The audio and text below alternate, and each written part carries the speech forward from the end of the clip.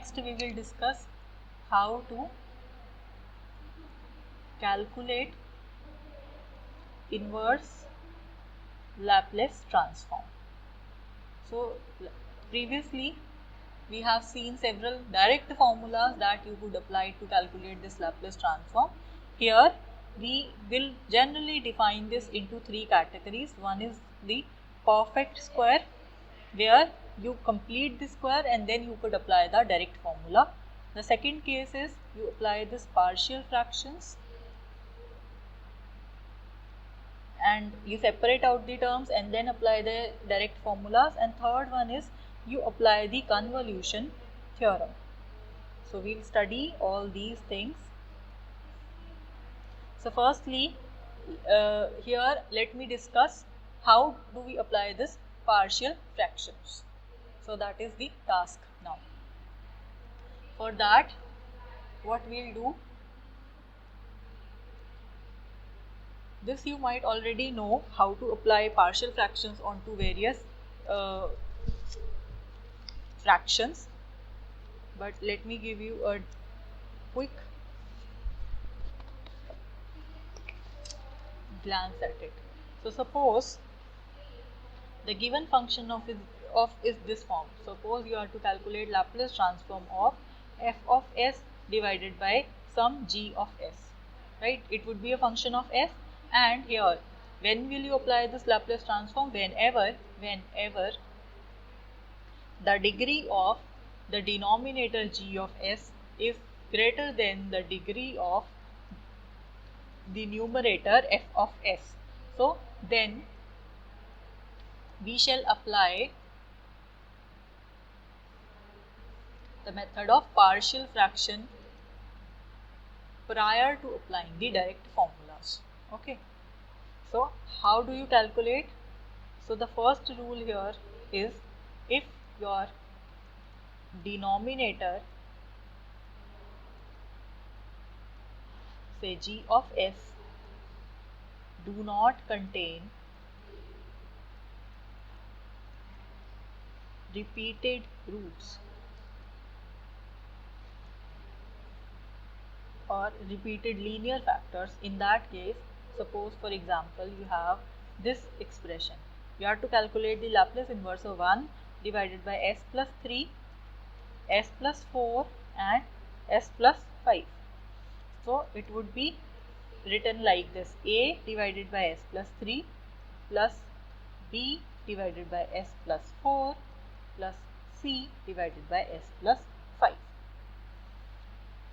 So this is the formula or rule how can you calculate this coefficient. So you equate these two, you substitute the values of s for different values of s, you could obtain the values of a, b, c. So this would just separate out this the kind of expression into the sum of these three expressions.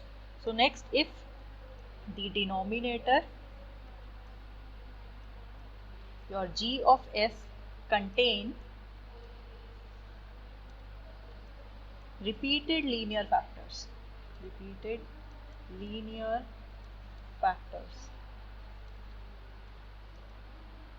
so in that case, what do we do? Suppose for example we have a fraction of this kind, 1 divided by s plus 3 whole square and s plus 4. So this would be equal to a divided by s plus 3 plus b divided by s plus 3 square. So you see, corresponding to this term, square term, you have two factors, and then we have c divided by s plus 4. So the next category here is, if the denominator g of s that contain quadratic factors.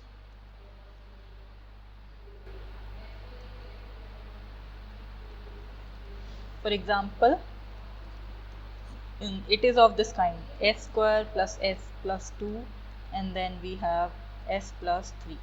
So this could be written as, corresponding to this factor, quadratic factor, you would write as as plus b divided by s square plus s plus 1, and corresponding to this linear factor, you could write this to be c divided by s plus 3 kind. Okay. So next we have the fourth case. In the fourth case, if the denominator g of s contains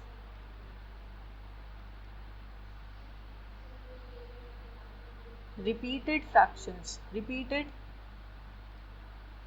quadratic factors, then for example in this case you have 1 divided by s square plus 1 whole square s plus 3.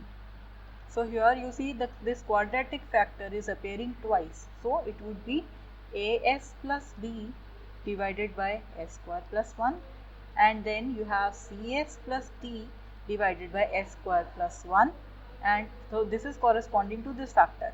So you once have this power as 1, this power as twice here, and this a, b, c and d, they are constants.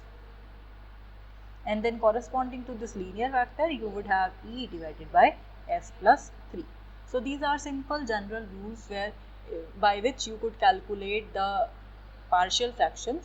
So now we will see how do we apply these to the questions where we have to solve the Laplace inverse of some quantities. For example, in this question we are asked find the Laplace transform of s plus 1, s plus 2, s plus 3. So the Laplace transform here, the function f of s, that is given to be 1 divided by s plus 1, s plus 2, s plus 3. So firstly what we'll do, we'll apply the partial fractions to it, because all these are linear factors and they are non-repeating. So we can write a divided by s plus 1 plus b divided by s plus 2 plus c divided by s plus 3.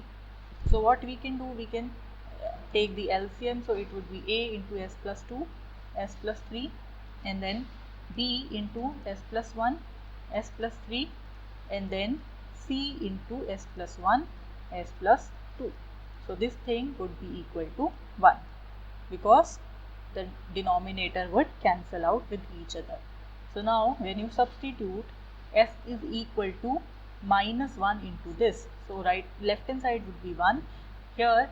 Because this factor is there, so when you substitute minus 1, you have minus 1 plus 1, so this factor would be 0. So this whole term would be 0, and here also because this term is present, so minus 1 plus 1 would be 0, so this term, whole term would be 0. So finally you would have here a into 1 and 2. So the value of a comes out to be 1 by 2. And then when you substitute s is equal to minus 2 here, you would have 1 is equal to 0 plus b into minus 1 into 1 plus 0. So finally your value of b comes out to be minus 1, and the value of c, when you substitute s is equal to minus 3, it comes out to be 1 is equal to 0 plus c into minus 2 minus 1.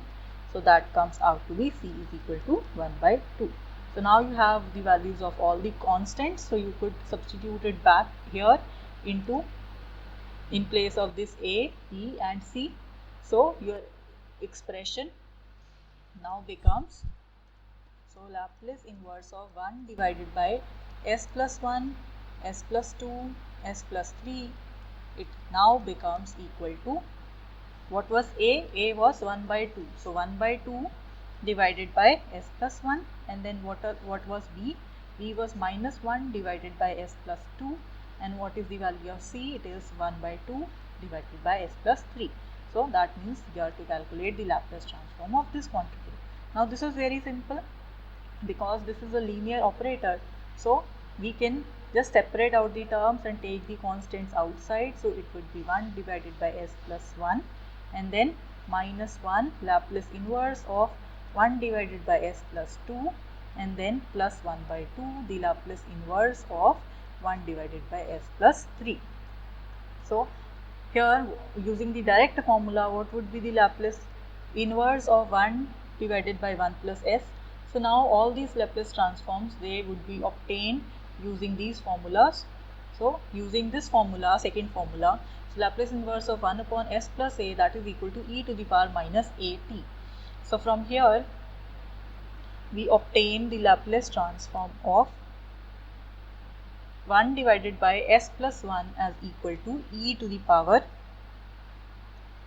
minus t, and then minus 1 as such. Here the Laplace inverse of this term would be e to the power minus 2t, and here 1 by 2 as such, the Laplace inverse of 1 by 3 plus s plus 3, that is equal to e to the power minus 3t. So this is the final answer. So let us quickly see one more question. So the question here is, find the Laplace inverse of 1 divided by s plus 3 s plus 7. So by using partial fraction, you could write this term to be like this: s plus 7 minus s plus 3. So what we are doing, we are separating this term. So we would have this term. So basically when you solve this one, this s and s would get cancelled and 7 minus 3 would be 4. So that is why we have divided here by 4. So what would be this term? So when you separate out them, you would have 1 by 4, Laplace inverse of 1 by 4, and then 1 divided by s plus 3, and then you have minus 1 by 4 and the value of 1 divided by s plus 7. So this is what you have. So now you can very easily use the linearity property to calculate the Laplace transform of these two particular terms. So it would be Laplace inverse of 1 divided by s plus 7. So finally, using the shifting property, first shifting inverse of this shifting property, your final answer would be 1 by 4 e to the power minus 3t, and then minus 1 by 4 e to the power minus 7t. So this is the final answer, and this is the inverse Laplace transform of function. So now there is one question that you could solve. The question says you have to calculate the Laplace inverse of 1 divided by s square plus 1 into s minus 2. So this is an exercise question. You could try this by yourself.